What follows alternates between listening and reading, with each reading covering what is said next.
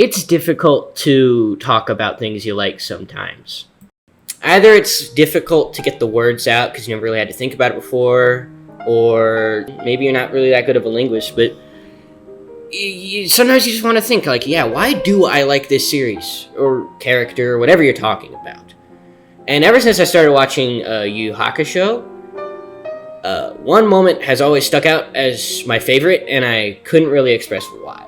But now I think I finally know why it is my favorite. That moment is Kuwabara standing up to Risho in the Dark Tournament.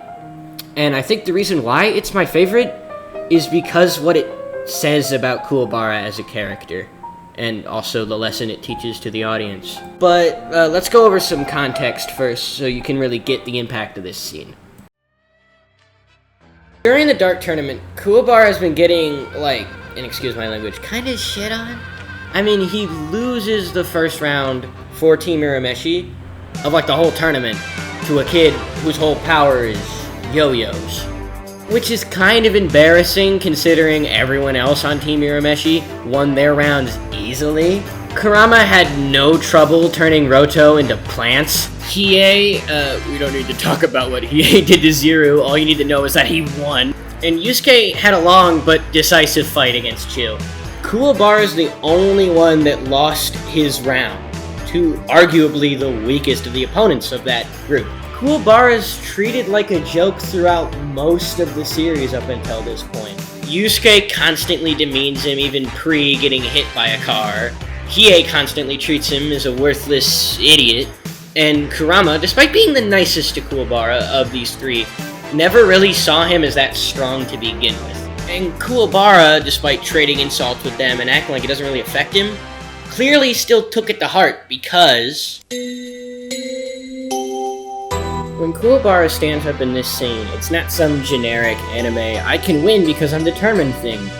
It's a desperate attempt to prove that he isn't entirely worthless. His words in this scene express that he doesn't think he can win. Rather, he thinks he could draw the round potentially and die helping his team. You dummy! Guess you haven't checked the score for this round lately! We've got 4 wins and you've got 2, and the first team to 5 advances. Urameshi and Kurama gave it all for us, and now I still have a way to bring it home for them. If this fight ends in a draw, my team wins and the rest of my guys get to live.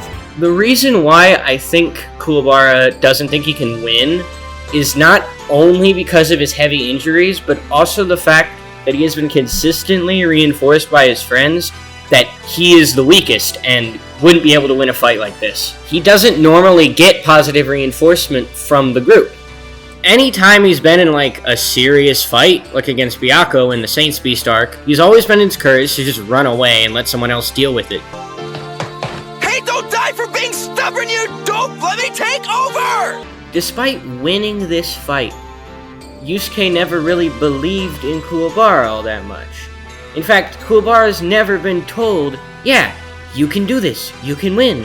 He's always been told, you did good, now stop and let someone else take over and do better. So it makes complete sense why Kuwabara wouldn't think he has the capacity to win, only maybe just to draw, at least until Yukina shows up. Yukina and Kuwabara's relationship kind of started out odd.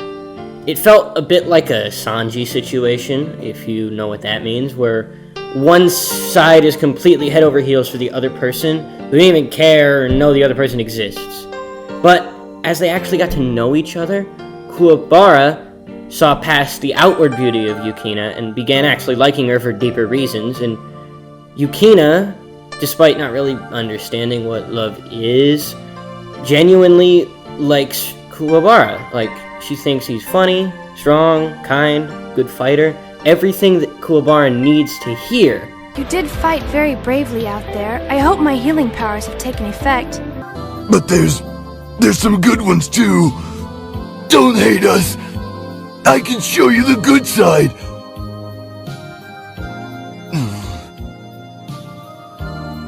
Don't worry. Really, I like humans. Thank you for everything you've done. You're so brave. So, when Yukina shows up in the stands during Kuwabara's fight, Kuwabara actually thinks he can win for once. And from the moment Yukina shows up, he stomps Risho for the rest of the fight. Like, it isn't even close.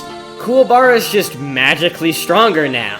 And he didn't get stronger through some random power-up mid-fight.